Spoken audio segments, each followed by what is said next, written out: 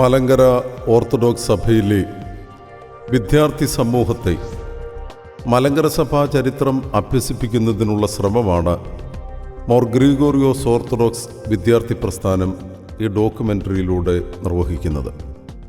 കേവലം നാൾവഴി പ്രകാരമുള്ള ചരിത്ര പഠന രീതിശാസ്ത്രത്തെക്കാൾ ഉപരി വിമർശനാത്മക ചരിത്ര പഠന രീതിയാണ് ഇവിടെ അവലംബിച്ചിരിക്കുന്നത്. AD 52 മുതൽ 2012 വരെയുള്ള മലങ്കര സഭാ ചരിത്രത്തെ 7 ഭാഗങ്ങളായി ക്രമീകരിച്ച് ചോദ്യോത്തര രീതിയിൽ അവതരിപ്പിക്കുന്നു.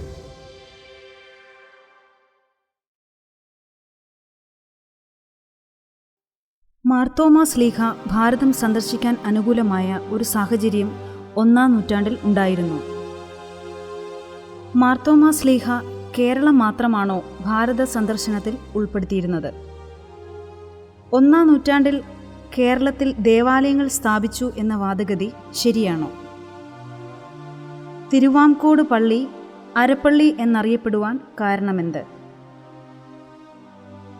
ബ്രാഹ്മണരെ മതപരിവർത്തനം നടത്തിയാണ് ക്രിസ്ത്യാനികളാക്കിയത് എന്നത് കാലഗതിക്ക് അനുസരണമാണോ? മാർത്തോമാ ശ്ലീഹായുടെ രക്തസാക്ഷിത്വം എന്നായിരുന്നു? ഇന്ത്യയിൽ വെച്ച് രക്തസാക്ഷിയായ മാർത്തോമാ ശ്ലീഹായുടെ തിരുശേഷിപ്പ് എങ്ങനെ പേർഷ്യയിലും ഇറ്റലിയിലും എത്തി? യഹൂദർ, അറബികൾ, ബാബിലോണിയക്കാർ, അസീറിയക്കാർ തുടങ്ങി വിവിധ വിദേശ രാജ്യങ്ങളുമായി കേരള വ്യാപാര സമൂഹത്തിന് ബന്ധം ഉണ്ടായിരുന്നു. ജലമാർഗമുള്ള യാത്രയ്ക്ക് ഉള്ള ഈ സാഹചര്യം മാർത്തോമാ ശ്ലീഹായുടെ ഭാരത സന്ദർശനത്തിന് അനുകൂലമായിരുന്നു. മാർത്തോമാ ശ്ലീഹ 2 തവണയായി ഉത്തരഭാരതവും ദക്ഷിണ ഭാരതവും സന്ദർശിച്ചു. ഉത്തരേന്ത്യൻ സന്ദർശനവുമായി ബന്ധപ്പെട്ടതാണ് ഗോണ്ടഫോറസ് രാജാവിന് കൊട്ടാരം നിർമ്മിച്ചു നൽകിയത് ഉൾപ്പെടെയുള്ള സംഭവങ്ങൾ. 19-ാം നൂറ്റാണ്ടിൽ ഉത്തരേന്ത്യയിൽ നടത്തിയ ഖനനം ക്രിസ്തബ്ദം 1-ാം നൂറ്റാണ്ടിൻ്റെ 3-ാം ദശകത്തിലും തുടർന്നും അഫ്ഗാനിസ്ഥാൻ, ബലൂചിസ്ഥാൻ, പഞ്ചാബ് തുടങ്ങിയ നാടുകൾ ഭരിച്ച പാർത്ഥ്യൻ രാജാവായ ഗോണ്ടഫോറസിനെ കുറിച്ച് ലഭിച്ച തെളിവുകൾ നൽകുന്നു. AD 50 പരിശുദ്ധ കന്യക മറിയാമിൻ്റെ വാങ്ങിപ്പിനോടനുബന്ധിച്ച് മടങ്ങിപ്പോയ അപ്പോസ്തലൻ AD 52 ദക്ഷിണ ഭാരതം സന്ദർശിച്ചത്. AD 72 വരെ 2 ദശാബ്ദം നീണ്ടതായിരുന്നു ശ്ലീഹായുടെ ദക്ഷിണേന്ത്യൻ സന്ദർശനം. 1-ാം നൂറ്റാണ്ടിൽ ലോകത്തൊരിടത്തും ക്രൈസ്തവ ദേവാലയങ്ങൾ സ്ഥാപിച്ചിട്ടില്ല എന്ന് ചരിത്രകാരന്മാർ വ്യക്തമാക്കുന്നു. കേരളത്തിൽ സ്ഥാപിച്ചു എന്ന് പറയപ്പെടുന്ന പള്ളികൾ അതുകൊണ്ട് തന്നെ ക്രൈസ്തവ സമൂഹങ്ങൾ ആണ്. പിൽക്കാലത്ത് ഈ ക്രൈസ്തവ സമൂഹങ്ങൾ വളർച്ച പ്രാപിച്ചപ്പോൾ ആരാധനയ്ക്കായി സ്ഥാപിച്ചവയാണ് ദേവാലയങ്ങൾ. മാർത്തോമാ ശ്ലീഹായാൽ മദ്രാസിൽ ക്രിസ്ത്യാനികളാക്കപ്പെട്ട വെള്ളാള ചെട്ടികൾ മതപീഡനത്തിൽ നിന്നും രക്ഷ നേടാൻ ശ്ലീഹായോടൊപ്പം പലായനം ചെയ്ത് നാഗർകോവിലെത്തി. അവിടെ താമസിക്കാൻ വേണാട് രാജാവ് അനുവാദം നൽകി. അപ്രകാരം അരജൻ്റെ സഹായത്തോടെ സ്ഥാപിതമായ ക്രൈസ്തവ സമൂഹം അരപ്പള്ളി എന്നറിയപ്പെട്ടു. ആര്യന്മാരിലെ ചാതുർവർണ്ണ്യത്തിലെ ആദ്യ വിഭാഗമായിരുന്നു ബ്രാഹ്മണർ. ദക്ഷിണേന്ത്യയിലേക്കുള്ള ആര്യന്മാരുടെ കുടിയേറ്റം 8-ാം നൂറ്റാണ്ടിലോ അതിനുശേഷമോ ആണെന്ന് ചരിത്രകാരന്മാർ സാക്ഷിക്കുന്നു. അതുകൊണ്ട് തന്നെ ബ്രാഹ്മണരെ മതപരിവർത്തനം നടത്തിയാണ് ക്രിസ്ത്യാനികളാക്കിയത് എന്ന വാദഗതി തികച്ചും തെറ്റാണ്. ബ്രാഹ്മണർ കേരള സമൂഹത്തിൽ പ്രബലരായിരുന്ന കാലത്ത് അവരോട് തുല്യത ലഭിക്കാൻ ക്രിസ്ത്യാനികൾ ഇപ്രകാരം ഒരു വാദഗതി ഉയർത്തിയതാകാം. AD 72 മൈലാപ്പൂരിൽ വെച്ചാണ് മാർത്തോമാ ശ്ലീഹ രക്തസാക്ഷിയായത്. AD 2-ാം നൂറ്റാണ്ടിലോ 4-ാം നൂറ്റാണ്ടിലോ ആണ് മാർത്തോമാ ശ്ലീഹായുടെ തിരുശേഷിപ്പ് പേർഷ്യയിലേക്ക് കൊണ്ടുപോയത്. പിൽക്കാലത്ത് പേർഷ്യയിൽ നിന്ന് ശ്ലീഹായുടെ തിരുശേഷിപ്പിൻ്റെ അംശം ഇറ്റലിയിലെ ഓർത്തോണോയിലേക്കും കൊണ്ടുപോയി.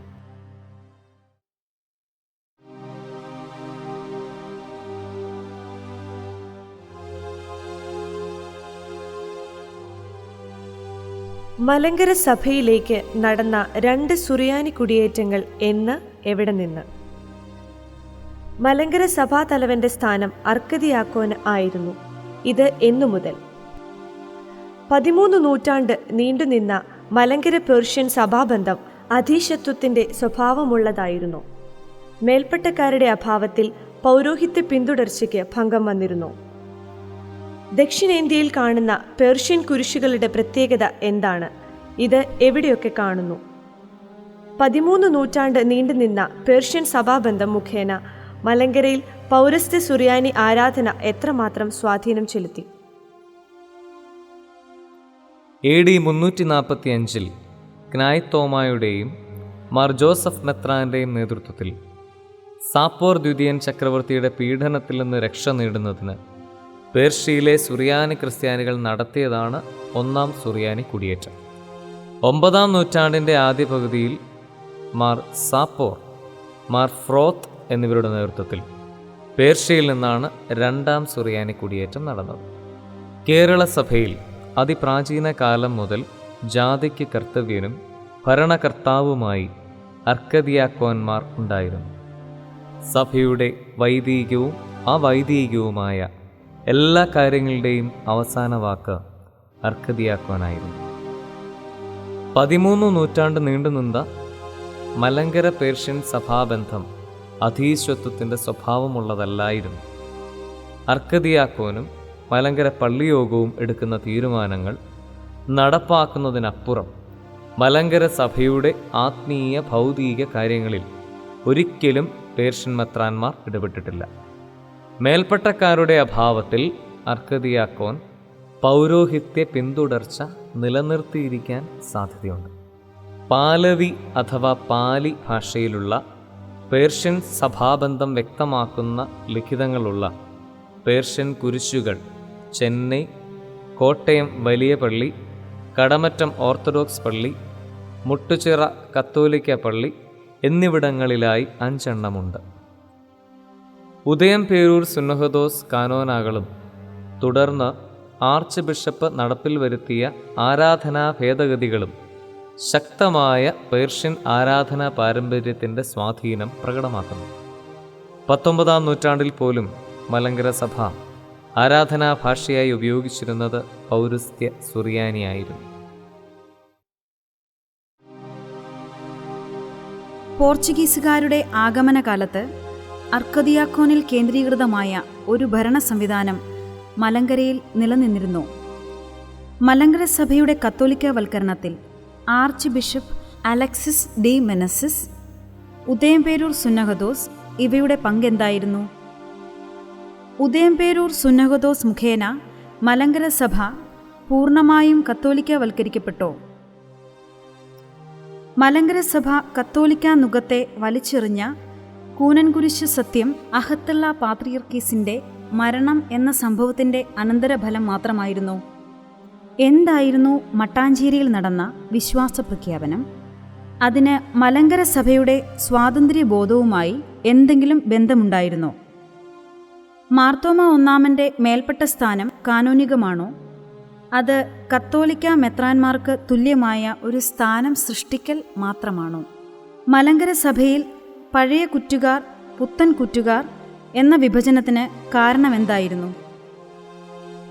ഇടവക യോഗങ്ങളും കേന്ദ്രതലത്തിൽ അഖില മലങ്കര പള്ളിയോഗവും അതിൻ്റെ അധ്യക്ഷനായി അർക്കദിയാക്കോനിൽ കേന്ദ്രീകൃതമായ ഒരു ഭരണ സംവിധാനവുമാണ് പോർച്ചുഗീസുകാരുടെ ആഗമനകാലത്ത് മലങ്കര സഭയിൽ നിലനിന്നിരുന്നത്.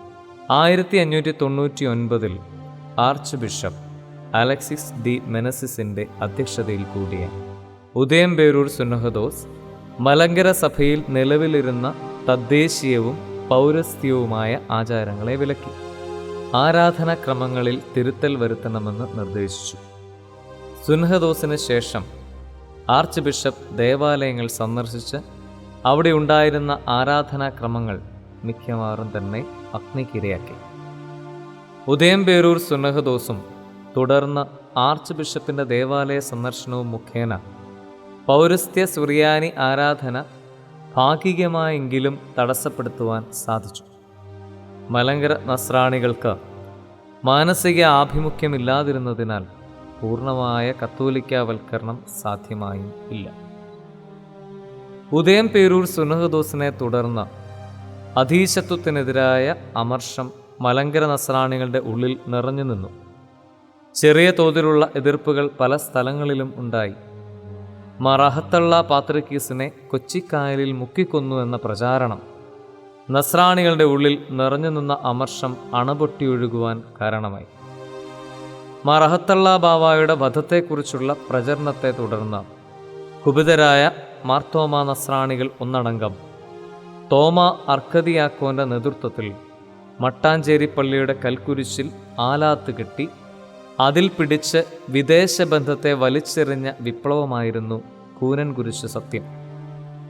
സന്തതിയുള്ള കാലം വരെ മാർത്തോമാ ക്രിസ്ത്യാനികൾ റോമാ വിശ്വാസം സ്വീകരിക്കുകയോ മാർപ്പാപ്പായുടെ അധികാരത്തിന് വിധേയരാവുകയോ ചെയ്യുകയില്ല എന്നായിരുന്നു പ്രതിജ്ഞ.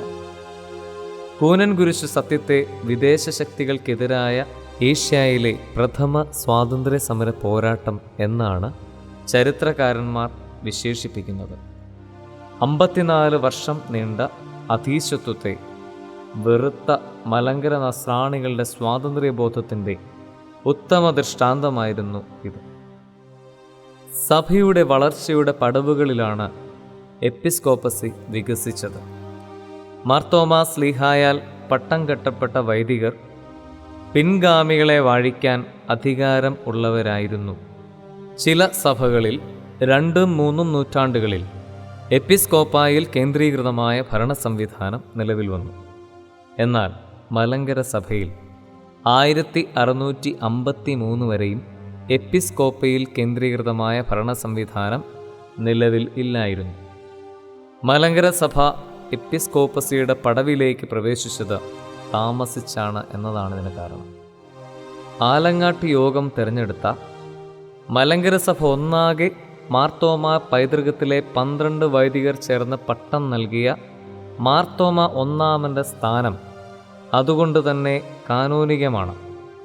നിഖ്യ സുന്നഹദോസ് വൈദികർ പട്ടം നൽകരുത് എന്ന് വിലക്കിയത് സഭയിൽ അച്ചടക്കം നിലനിർത്തുവാൻ ആയിരുന്നു.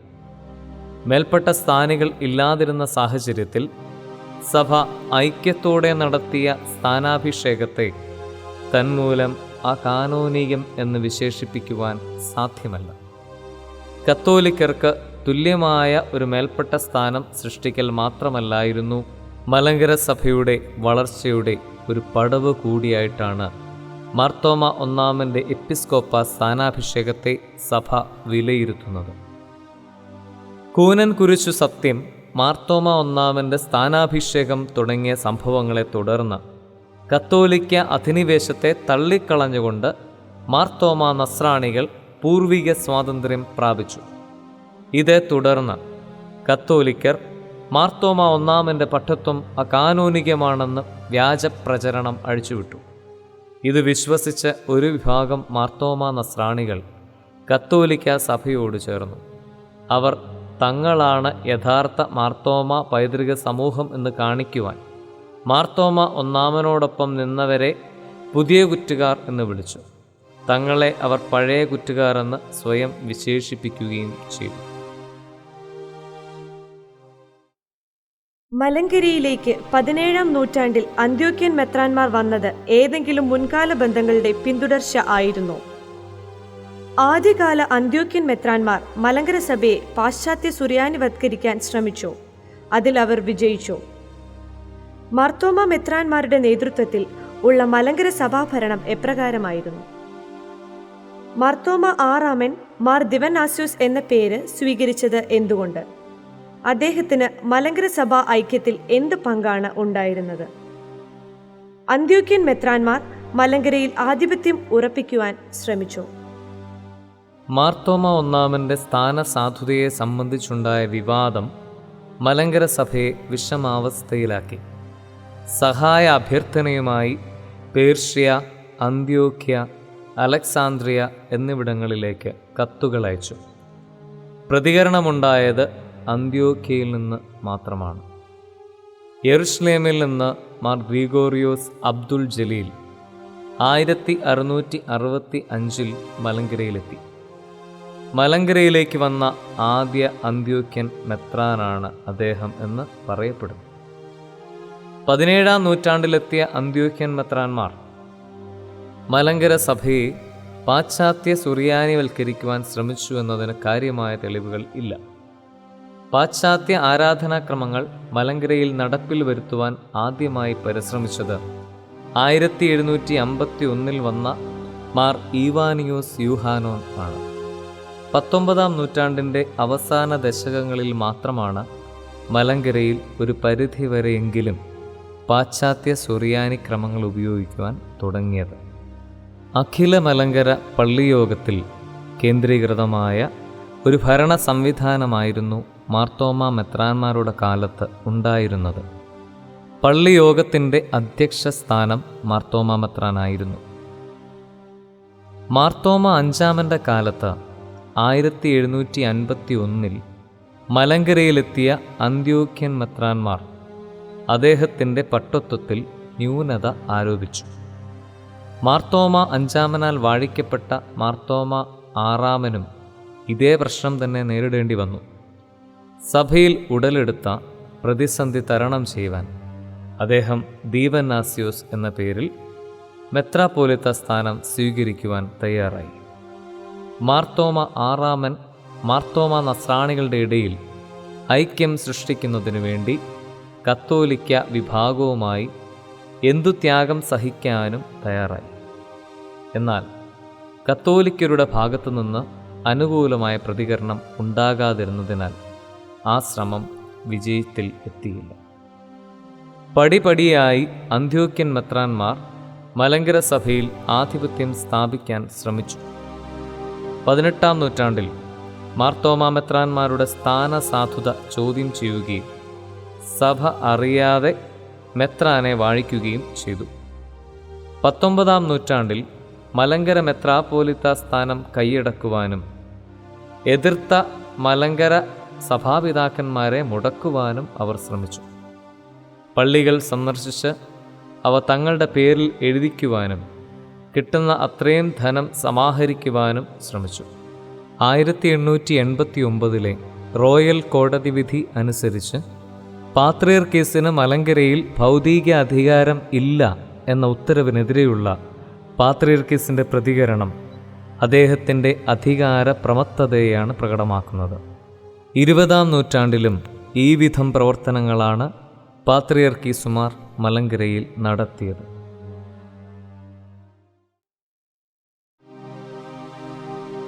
മലങ്കര സഭ എങ്ങനെ CMS മിഷണറിമാരുമായി ബന്ധത്തിലായി? നവീകരണം മലങ്കര സഭയെ എപ്രകാരം ബാധിച്ചു? ഈ ബന്ധം എങ്ങനെ അവസാനിച്ചു? മാവേലിക്കര പടിയോലയിലൂടെയും കൊച്ചി പഞ്ചായത്തിലൂടെയും മലങ്കരയിലെ നവീകരണം പൂർണ്ണമായി അവസാനിച്ചോ? പാലക്കുന്നത്ത് അബ്രഹാം മൽപ്പാന്റെ നേതൃത്വത്തിൽ നടന്ന നവീകരണം എന്തായിരുന്നു? അതിൻ്റെ അനന്തരഫലം എന്തായിരുന്നു? പത്രോസ് തൃതീയൻ പാത്രിയർക്കീസിൻ്റെ ആഗമനം എന്തിന്? അദ്ദേഹം മലങ്കരയിൽ നടത്തിയ പ്രവർത്തനങ്ങൾ എന്ത്? പത്രോസ് തൃതീയൻ്റെ സെക്രട്ടറിയായി പ്രവർത്തിച്ച പരിശുദ്ധ പരിമല തിരുമേനി തികഞ്ഞ അന്ത്യോക്യ ഭക്തൻ ആയിരുന്നോ? ഇന്ത്യയിൽ ആധിപത്യമുറപ്പിച്ച ബ്രിട്ടീഷുകാരെ പിന്തുടർന്ന് ആംഗ്ലിക്കൻ മിഷണറിമാരും 18-ാം നൂറ്റാണ്ടിൽ ഇവിടെ എത്തി. 19-ാം നൂറ്റാണ്ടിൽ മലങ്കര സഭ ഒരു കേന്ദ്രീകൃതമായ വൈദികാഭ്യസന കേന്ദ്രം കോട്ടയത്ത് സ്ഥാപിച്ചു.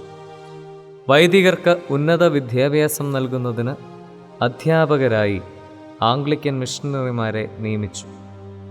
ആദ്യകാല അധ്യാപകർ അവരെ ഏൽപ്പിച്ച ഉത്തരവാദിത്വം മാത്രം നിർവഹിച്ചപ്പോൾ പിന്നീട് വന്നവർ മലങ്കര സഭയെ നവീകരിക്കുവാനാണ് ശ്രമിച്ചത്. മിഷണറി ആയിരുന്നു സെമിനാരി പ്രിൻസിപ്പൽ. മിഷണറിമാർ പഠിപ്പിക്കുന്ന നവീകരണ ആശയങ്ങൾക്കനുസരിച്ച് നിൽക്കുന്നവർക്ക് മാത്രമേ പ്രിൻസിപ്പൽ വിജയിച്ചതായ സർട്ടിഫിക്കറ്റ് നൽകുകയുള്ളൂ. ഈ സർട്ടിഫിക്കറ്റ് ഉള്ളവർക്ക് മാത്രമേ വൈദിക പട്ടം നൽകാവൂ എന്ന് അവർ മലങ്കര മെത്രാപ്പോലിത്തയോട് ആവശ്യപ്പെട്ടു. മിഷണറിമാരുടെ ഈ ഉദ്യമം മലങ്കര സഭയിലെ യുവതലമുറയിൽ വൈദിക അഭ്യസനത്തിനെത്തിയ കുറേയധികം ആളുകളെ നവീകരണത്തിൻ്റെ പ്രയോക്താക്കളാക്കി മാറ്റി. 1835 കൽക്കട്ട ബിഷപ്പ് വിൽസൺ മലങ്കര സഭയെ നവീകരിക്കുവാൻ കുറേ നിർദ്ദേശങ്ങൾ സമർപ്പിച്ചു. 1836 കൂടിയ മലങ്കര സഭയുടെ മാവേലിക്കര സുന്നഹദോസ് ഈ നിർദ്ദേശങ്ങളെ തള്ളിക്കളഞ്ഞ് CMS മിഷണറിമാരുമായുള്ള ബന്ധം അവസാനിപ്പിച്ചു. 1840 കൊച്ചി പഞ്ചായത്തിലൂടെ ഈ ബന്ധം പൂർണ്ണമായി അവസാനിച്ചു. CMS മിഷണറിമാരുമായുള്ള ബന്ധം അവസാനിപ്പിച്ചുവെങ്കിലും അവർ യുവവൈദികരിലേക്ക് പകർന്നു നൽകിയ നവീകരണ ആശയങ്ങൾ നിലനിന്നു. നവീകരണത്തിൻ്റെ പ്രയോക്താവായി മുൻനിരയിൽ നിന്ന ഒരു വൈദികനായിരുന്നു പാലക്കുന്നത്ത് അബ്രഹാം മൽപ്പാൻ. അദ്ദേഹം വിശുദ്ധ കുർബാന തക്സായിൽ തിരുത്തലുകൾ ചെയ്യുവാനും മധ്യസ്ഥ പ്രാർത്ഥന, വാങ്ങിപ്പോയവരുടെ ഓർമ്മ തുടങ്ങിയവയും പല ആചാരാനുഷ്ഠാനങ്ങളും നിർത്തലാക്കുവാനും ശ്രമിച്ചു. തൻ്റെ ആശയങ്ങൾ പ്രചരിപ്പിക്കുവാൻ സഹോദരപുത്രൻ മാത്യൂസ് ശെമ്മാശനെ അന്ത്യോക്യയിൽ അയച്ച് പാത്രിയർക്കീസിൽ നിന്നും മേൽപ്പെട്ട സ്ഥാനം സ്വീകരിപ്പിച്ചു. മലങ്കര സഭയിൽ അന്ത്യോക്യ പാത്രിയർക്കീസിൽ നിന്ന് മെത്രാൻ സ്ഥാനം സ്വീകരിച്ച ആദ്യ വ്യക്തിയാണ് മാത്യൂസ് മാർ അത്താനാസ്യൂസ്. 1852 കൊല്ലം കമ്മിറ്റിയിലൂടെ മലങ്കര മെത്രാൻ സ്ഥാനം ലഭിച്ച മാർ അത്താനാസ്യൂസിനെ അധികാരഭ്രഷ്ടനാക്കുന്നതിന് പാത്രിയർക്കീസിനെ തന്നെ മലങ്കരയിൽ എത്തിക്കേണ്ടി വന്നു. 1875 പരിശുദ്ധ ഇഗ്നാത്തിയോസ് പത്രോസ് തൃതീയൻ പാത്രിയർക്കീസ് മലങ്കരയിലെത്തി. മലങ്കരയിൽ ഭൗതിക അധികാരം കൈയടക്കാൻ ശ്രമിച്ച അദ്ദേഹം അതിന് വിഘാതമായി നിന്ന പുലിക്കോട്ടിൽ മാർ ദീവന്നാസ്യൂസ് അഞ്ചാമനെ മുടക്കി. മലങ്കര സഭയെ 7 ഭദ്രാസനങ്ങളായി വിഭജിക്കുകയും 6 മെത്രാന്മാരെ വാഴിക്കുകയും ചെയ്തു.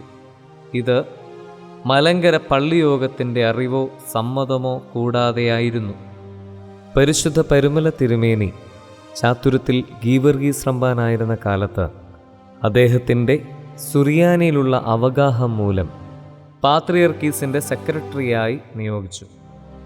മലങ്കര സഭയുടെ സ്വാതന്ത്ര്യബോധത്തിൻ്റെ തികഞ്ഞ വക്താവായിരുന്ന മാർ ഗ്രിഗോറിയോസ് തിരുമേനി പാത്രിയർക്കീസിൻ്റെ അധിനിവേശ ശ്രമങ്ങളെ ചെറുത്തു. മലങ്കര സഭയിലെ 6 മെത്രാന്മാരെ കൂടി വാഴിച്ച ശേഷം പാത്രിയർക്കീസ് മടങ്ങിപ്പോകുമ്പോൾ സുന്നഹദോസ് അധ്യക്ഷനായി ഒരു മെത്രാപ്പോലിത്തായെ നിയോഗിക്കണം എന്ന ആവശ്യം അദ്ദേഹത്തിന് മുമ്പിൽ സമർപ്പിച്ചു. നിലവിൽ മലങ്കര മെത്രാപ്പോലിത്ത ആയിരുന്ന പുലിക്കോട്ടിൽ മാർ ദീവന്നാസ്യൂസിനെ കൊല്ലം ഭദ്രാസന മെത്രാപ്പോലിത്തയായി തരം താഴ്ത്തിയിരുന്നു. മറുപടിയായി പാത്രിയർക്കീസ് പറഞ്ഞത്, ഞാൻ ആരെയും നിയമിക്കുന്നില്ല, നിങ്ങൾക്ക് നിർബന്ധമാണെങ്കിൽ ഒരു വൈദികനെ നിയോഗിക്കുക എന്നായിരുന്നു.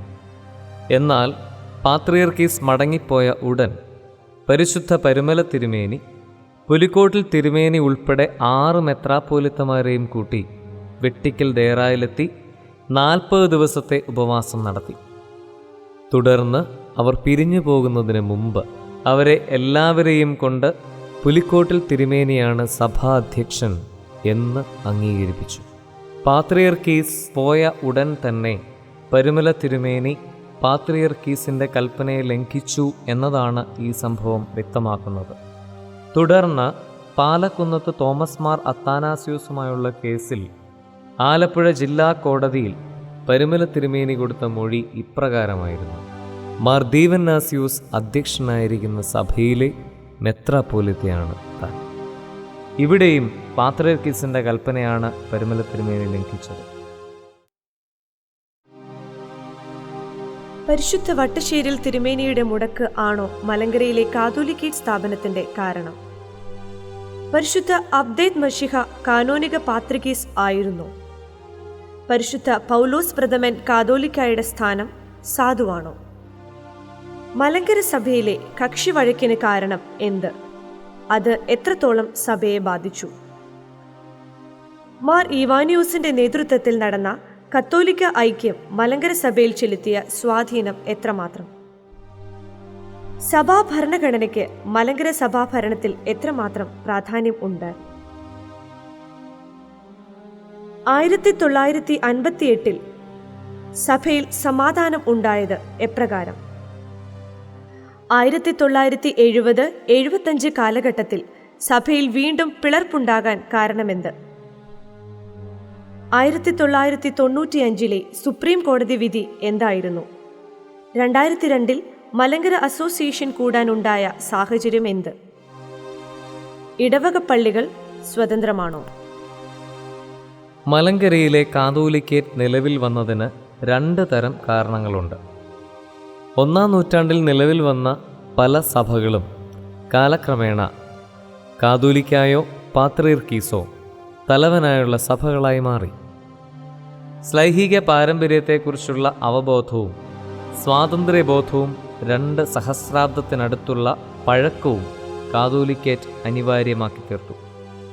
1653 നടന്ന സ്വാതന്ത്ര്യ പ്രഖ്യാപനം സമ്പൂർണതയിൽ എത്തുന്നതിന് സ്വതന്ത്ര കാതോലിക്കേറ്റ് നിലവിൽ വരേണ്ടത് ആവശ്യമാണെന്ന ചിന്ത മലങ്കര നസ്രാണികൾക്കുണ്ടായി.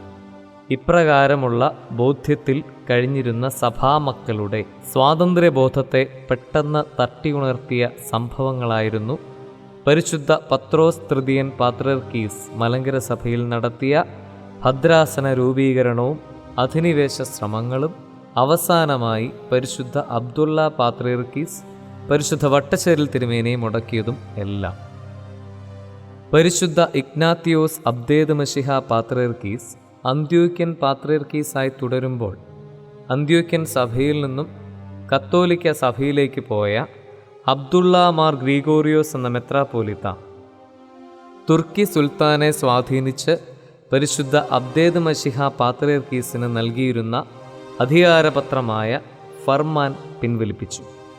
തുടർന്ന് അന്ത്യോക്യൻ സഭയിലേക്ക് തിരിച്ചു വന്ന അബ്ദുള്ള മാർ ഗ്രീഗോറിയോസ് തനിക്ക് അനുകൂലമായി സുൽത്താനെ കൊണ്ട് ഫർമാൻ പുറപ്പെടുവിപ്പിച്ചു. തുർക്കി സുൽത്താൻ്റെ അധികാരപത്രം തുർക്കിയിൽ ഭൗതിക ഭരണം നിർവഹിക്കാൻ ആവശ്യമായ രേഖയാണ്. അത് പിൻവലിച്ചാലും ഒരു പാത്രിയർക്കീസിന് തുർക്കിയിലോ തുർക്കിക്ക് പുറത്തോ ആത്മീയ കർമ്മങ്ങൾ നിർവഹിക്കുന്നതിന് തടസ്സമില്ല. അതുകൊണ്ട് തന്നെ മലങ്കര സഭ ഐകകണ്ഠേന കാതോലിക്ക സ്ഥാനത്തേക്ക് നാമനിർദ്ദേശം ചെയ്ത് പരിശുദ്ധ അബ്ദേദ് മശിഹ പാത്രീർക്കീസിൻ്റെ സാന്നിധ്യത്തിൽ മലങ്കര സഭാപിതാക്കന്മാർ വാഴിച്ച പൗലോസ് മാർ ഈവാനിയൂസിനെ കാതോലിക്കയായി സ്ഥാനാരോഹണം നടത്തിയത് സാധുവാണ്. വട്ടശ്ശേരിൽ തിരുമേനിയുടെ കാലശേഷം 1934 കോട്ടയത്ത് നടന്ന അസോസിയേഷൻ പരിശുദ്ധ ബസേലിയോസ് ഗീവർഗീസ് ദ്വിതീയൻ ബാവായി മലങ്കര മെത്രാപ്പോലിത്ത ആയി തിരഞ്ഞെടുക്കുകയും മലങ്കര സഭാഭരണഘടന പാസാക്കുകയും ചെയ്തു. 1935 കരിങ്ങാച്ചിറയിൽ പാത്രീർക്കീസ് കക്ഷിക്കാർ യോഗം കൂടി മാർ അത്താനാസിയോസിനെ മലങ്കര മെത്രാപ്പോലിത്തയായി തിരഞ്ഞെടുത്തു. 1938 പാത്രീർക്കീസ് ഭാഗത്തെ 3 ട്രസ്റ്റികളും ചേർന്ന് പരിശുദ്ധ ഗീവർഗീസ് ദ്വിതീയൻ ബാവായ്ക്കും കൂട്ടു ട്രസ്റ്റികൾക്കും എതിരെ കോട്ടയം ജില്ലാ കോടതിയിൽ ആരംഭിച്ച കേസിനാണ് 1958 സുപ്രീം കോടതി വിധി പ്രഖ്യാപിച്ചത്. അന്ത്യോക്യ പാത്രീർക്കീസുമാരുടെ അധികാരപ്രമത്തതയും മലങ്കര സഭാ അംഗങ്ങളായ ചിലരുടെ വ്യക്തി വൈരാഗ്യവുമാണ് മലങ്കര സഭയെ കക്ഷിവഴക്കിലേക്ക് വലിച്ചിഴച്ചത്. സഭയുടെ വളർച്ചയെ ദോഷകരമായി ബാധിച്ച കേസ് മുഖേന നിരവധി ദേവാലയങ്ങൾ ഇപ്പോഴും അടച്ച് പൂട്ടിക്കിടക്കുന്നു. കോടിക്കണക്കിന് പണം വക്കീലന്മാർക്ക് ഫീസ് ഇനത്തിൽ നൽകപ്പെട്ടു. നിരവധി ആളുകൾ ജീവൻ ബലിയർപ്പിച്ചു. മലങ്കര മെത്രാപ്പോലിത്ത പരിശുദ്ധ ദീവന്നാസിയോസിൻ്റെ നിർദ്ദേശപ്രകാരം മലങ്കര സഭയുടെ ധനം ചെലവഴിച്ച് സ്ഥാപിച്ച ബഥനി പ്രസ്ഥാനത്തിൻ്റെ സ്വത്തുക്കളും പലപ്പോഴായി അജമോഷണത്തിലൂടെ നിരവധി വിശ്വാസികളെയും മാർ ഈവാനിയോസ് സ്ഥാപിച്ച മലങ്കര കത്തോലിക്ക സഭ മലങ്കര സഭയിൽ നിന്നും കൊണ്ടുപോയി. 1934 പാസാക്കിയ സഭാ ഭരണഘടന സഭയുടെ വിവിധ മേഖലകളുടെ സുഗമമായ ഭരണനിർവഹണത്തിനുള്ള മാർഗരേഖയാണ്. സഭയെ സംബന്ധിച്ച നിർവചനം ഇടവക, മെത്രാസന ഇടവക, മലങ്കര മഹാ ഇടവക, കാതോലിക്ക, പാത്രിയർക്കീസ്, എപ്പിസ്കോപ്പൽ സുനഹദോസ്, ആശ്രമങ്ങൾ തുടങ്ങിയ വിവിധ കാര്യങ്ങളെ സംബന്ധിച്ചുള്ള മാർഗനിർദ്ദേശം ഭരണഘടനയിൽ ഉൾപ്പെടുത്തിയിരിക്കുന്നു. 1958 സുപ്രീം കോടതിയിൽ നിന്ന് മലങ്കര ഓർത്തഡോക്സ് സഭയ്ക്ക് അനുകൂലമായ കോടതി വിധി ഉണ്ടായി. അതേ തുടർന്ന് ഓർത്തഡോക്സ് സഭയും ബാവാ കക്ഷികളുമായി ചർച്ചകൾ നടത്തുകയും പാത്രിയർക്കീസും കാതോലിക്കായും പരസ്പരം സ്വീകരണ കൽപ്പനകൾ നൽകി പാത്രിയർക്കീസ് നിരുപാധികം കാതോലിക്കായെ സ്വീകരിച്ചപ്പോൾ സുപ്രീം കോടതി അംഗീകരിച്ച ഭരണഘടനയ്ക്ക് വിധേയമായിട്ടാണ് കാതോലിക്ക പാത്രിയർക്കീസിനെ സ്വീകരിച്ചത്. 1970 ആയപ്പോൾ സഭയിൽ വീണ്ടും പ്രശ്നങ്ങൾ ഉടലെടുത്തു. മാർത്തോമാ ശ്ലീഹായുടെ പൗരോഹിത്യവും സിംഹാസനവും നിഷേധിച്ചുകൊണ്ട് പരിശുദ്ധ ഇഗ്നാത്തിയോസ് യാക്കോബ് തൃതീയൻ പാത്രിയർക്കീസ് കൽപ്പന അയച്ചതോടെ മലങ്കരയിൽ പ്രശ്നങ്ങൾ ആരംഭിച്ചു. 1973 മലങ്കരയിലുണ്ടായിരുന്ന അപ്രേം ആബൂതി റംബാനെ പാത്രിയർക്കീസ് വിളിപ്പിച്ച് മാർ തീമോത്തിയോസ് എന്ന പേരിൽ പാത്രിയർക്കീസിൻ്റെ പ്രതിനിധിയായി മലങ്കരയിലേക്ക് അയച്ചത് മലങ്കര നസ്രാണികളുടെ ഇടയിൽ വൻ എതിർപ്പിന് കാരണമായി. തുടർന്ന് പെരുമ്പള്ളി ഗീവർഗീസ് കത്തനാരും, പിന്നീട് മാർ ഗ്രിഗോറിയോസ്, ചെറുവള്ളിൽ തോമസ് കത്തനാരും, പിന്നീട് തോമസ് പ്രഥമൻ ഉൾപ്പെടെ 4 പേർ മലങ്കര സഭാ സുന്നഹദോസിൻ്റെയോ അസോസിയേഷൻ്റെയോ അറിവോ സമ്മതമോ കൂടാതെ അന്ത്യോക്യയിൽ പോയി മെത്രാന്മാരായി മടങ്ങിയെത്തി.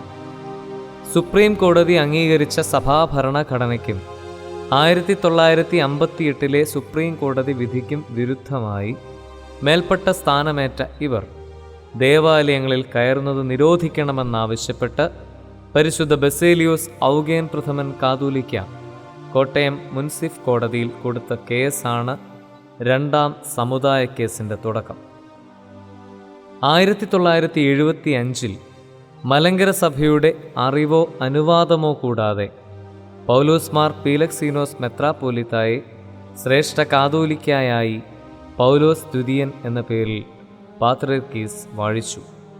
അതോടെ സഭാ സ്പർദ്ധ പൂർണ്ണതയിലെത്തി. മുൻ കോടതി വിധികളെ ഉദ്ധരിച്ചുകൊണ്ട് സുപ്രീം കോടതി 1995 ഇപ്രകാരം സഭാ കേസിൽ തീരുമാനമുണ്ടാക്കി. അന്ത്യോക്യൻ പാത്രിയർക്കീസിന് മലങ്കര സഭയിൽ യാതൊരു ലൗകിക അധികാരവും ഇല്ല. ഭരണഘടന അനുസൃതമായി കാതോലിക്കോസിന് അന്ത്യോക്യ പാത്രിയർക്കീസിനുള്ള ആത്മീയ അധികാരം നിർവഹിക്കാം. പൗരസ്ത്യ സുവിശേഷ സമാജത്തിൻ്റെ പള്ളികളും സിംഹാസന പള്ളികളും ഒഴിച്ചുള്ള എല്ലാ പള്ളികളും 1934 ഭരണഘടന അനുസരിച്ച് മലങ്കര അസോസിയേഷൻ്റെ അധികാരത്തിന് കീഴിലാണ്.